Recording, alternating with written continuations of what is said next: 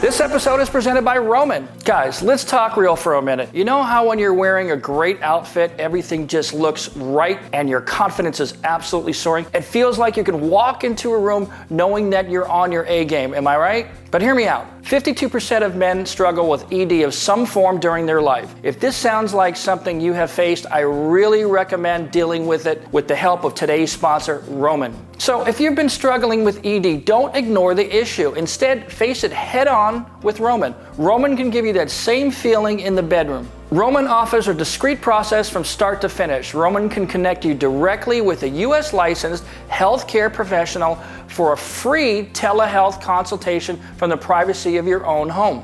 The provider will find the treatment that is right for you and prescribe effective medication if it's needed. The whole process is honestly super simple. Prescription ED treatments are safe, they're effective, they're FDA approved and used by millions of men. Roman also offers free 2D shipping and the whole process is so honestly simple. So if you think this is something that will help you, you can head on over to getroman.com/Craig to complete your free consultation and find out if this is the right treatment for you. Oh, and if you're prescribed, by using my link, you will get $15 off your first month of ED treatment, which benefits us both. So go to the link.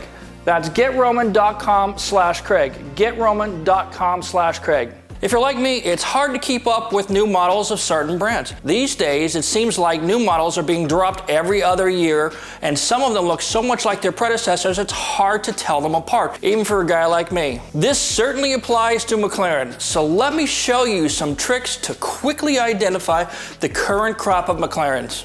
McLaren got started way back in 1963 by a New Zealander named Bruce McLaren as a race team. Their debut was followed a few years later when the team won its first Grand Prix at the 1968 Belgian Grand Prix. But their greatest initial success was in Can-Am, where they dominated from 1967 to 1971.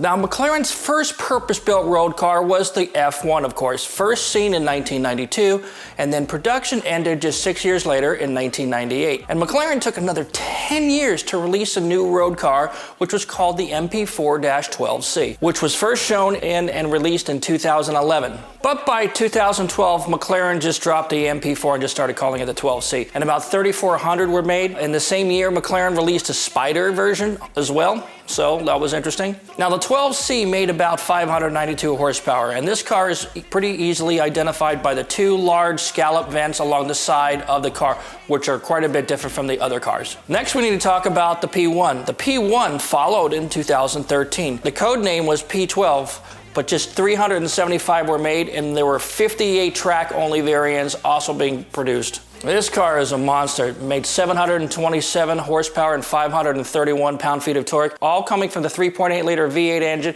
and another 176 horsepower and 192 pound-feet of torque comes from the Kurz electric motor. This car is a big deal, and if you want one of the 58 track models, it'll run you about $2 million or more. I just looked it up, and one was selling for about 2.1 and change.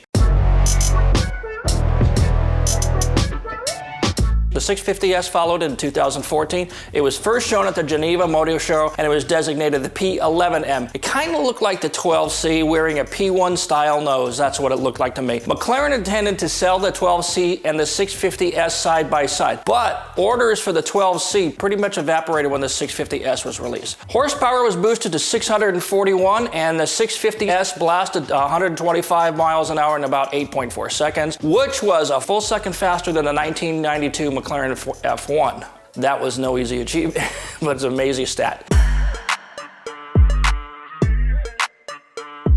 The 675 LT was introduced in 2015. The designation LT stands for long tail, and one look at the car's profile, you will see exactly what I mean. It's clearly obvious if you're paying attention. With 675 horsepower on tap and an active air brake, the performance of this car was not very far off the P1, which was an amazing accomplishment in itself. The LT was meant to be sort of a lightweight, track-focused car, and it made 666 horsepower.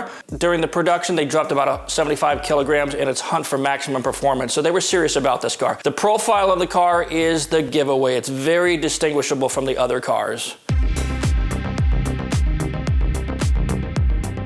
Next, we got something called the 540C. This car is sometimes called like the baby McLaren or the affordable McLaren. And this car was launched in 2015, shortly after the release of the 570S. With 533 horsepower versus the 570's 562 horsepower, it was among the most affordable models of McLaren road cars ever produced. The 540C went on sale early in 2016, and it appealed to quite a few people. Also in 2015, McLaren released the 570S, a car designed to be more affordable and more comparable to the Porsche 911 Audi R8. This car would also be offered as a Spider, as many of the other models have been. The 570S features a large single vent carefully shaped along its sides, and near the quarter window at the C-pillar there's a cutout to allow airflow to go through it, which is a really cool feature, one of the things I really like about the car. The side vent has a trim strip that kind of points down the front fender right into the marker light. So it's just a fluid line, and it's very easy to spot, and I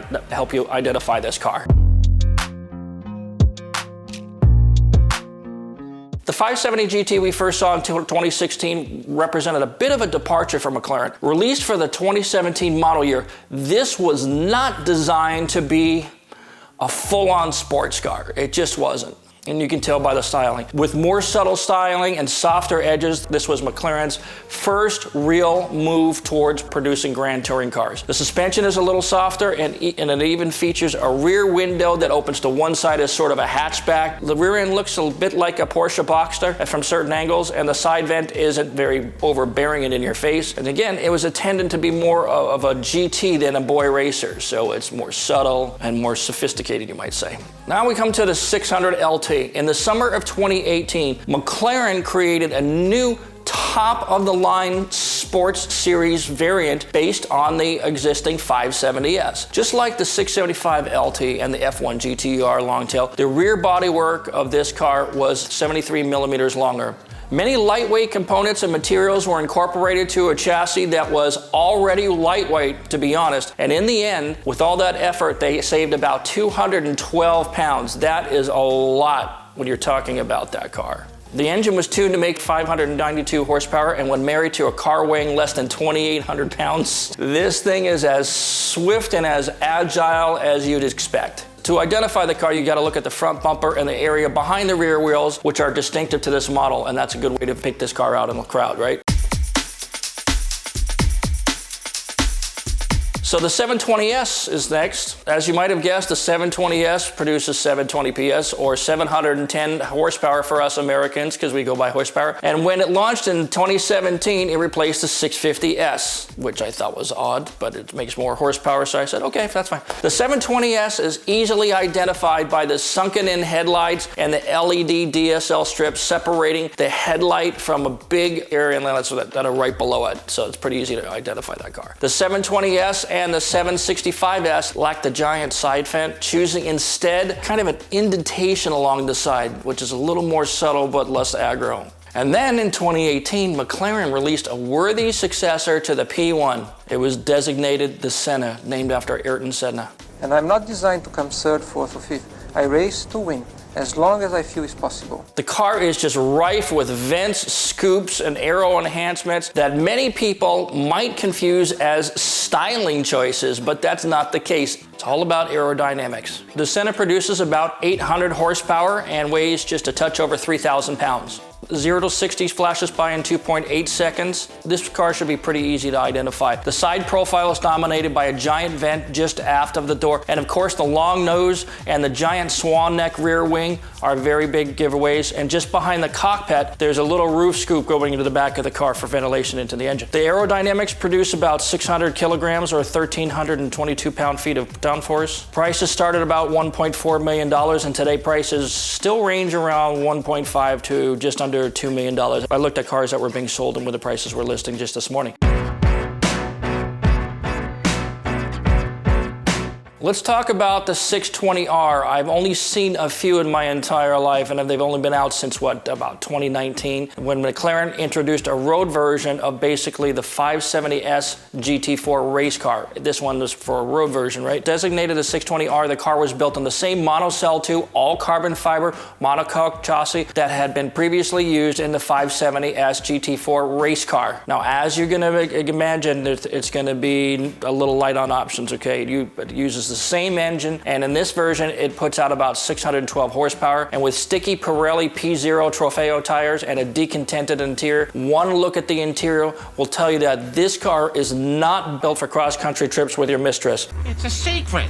Shut up. The unique front bumper, the roof-mounted scoop, and the carbon fiber seats are easily spotted at a glance if you're close enough to the thing. But I have to be honest with you, the 620R is one of my favorites. Now we're going to talk about the McLaren GT, which was also released in 2019, and it was inspired by the success of the 570 GT. GT, as you probably know, pretty much stands for Grand Touring. This was meant to be a gentleman's sports car. It featured a cargo area big enough to hold a set of golf clubs or a suitcase and a small overnighter bag for you and your girlfriend or your wife or whatever. You probably noticed the car styling is pretty subtle, probably enough to get you parked in front of the valet area, but would likely be bumped to the garage for any number of other McLaren models or Ferraris or Lamborghinis, but it is what it is, right? 2019 also saw another release of a McLaren supercar called the Speedtail. Billed as a Hyper GT, it's quite different from the Senna. This car can go 250 miles an hour, which at the time was faster than any other McLaren. With 1,035 horsepower and 848 pound-feet of torque at your beck and call, this bad boy did 0 to 60 in 2.5 seconds, and the price was listed as $2.2 million. Yikes. The Artura. Introduced in 2020, the Artura features a V6 twin-turbo engine paired with an electric motor to produce 671 horsepower. The turbos are actually placed in the V of the engine, making for a pretty compact, balanced, and lightweight setup, and a bit to service, I'm quite sure. Maybe not. The turbo's right on top, right? Probably helps with cooling as well, because the turbos are on top. All the heat goes right up and it's not passing through the and staying in the engine compartment. So for this car, 0 to 60 flashes by in about 2.9 seconds, 124 miles per hour takes just 8.3 seconds, and the quarter mile is done in 10.7 seconds. And last but not least, let's talk about the 765 LT. The 765 LT, as you probably might have guessed, is the long tail version of the 720S. It's said to be about 80 kilograms lighter, which is pretty good. And McLaren is serious about the weight reduction.